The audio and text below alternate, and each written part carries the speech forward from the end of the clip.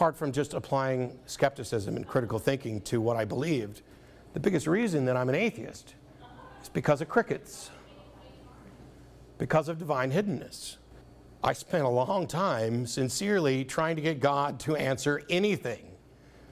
My goal was to convince atheists. My goal was to fill out my obligation under 1 Peter 3:15, to be the best representative for Christ I could be, to lead people to the Lord because that's what I thought He wanted me to do.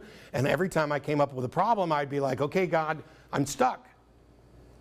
Nothing.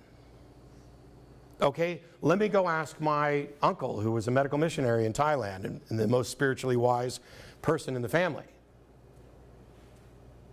No real answers. Early on, he would say things and I would be like, wow. Like I said, you know, I got a roommate who's an atheist. How do I talk to him about God? And he said, well, ask him where his morals come from. And he said, oh, well, without God, you can't have any objective standard for morality. And I was like, well, that's brilliant. So let me run off and have that conversation, except that on the drive home, I figured out what was wrong with that, which led into a whole lot of talks about morality. But I went to pastor friends. I went to family members.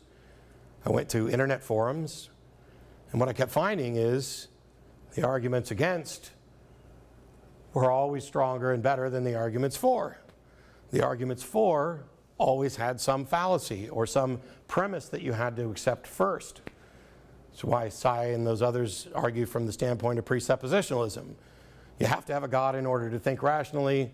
We'll just accept that and go from there. And now you're borrowing from my worldview. But no, I'm not actually borrowing from your worldview. I'm just taking the part that we agree on about logic and reason and using it. You're adding something to that that you can't demonstrate.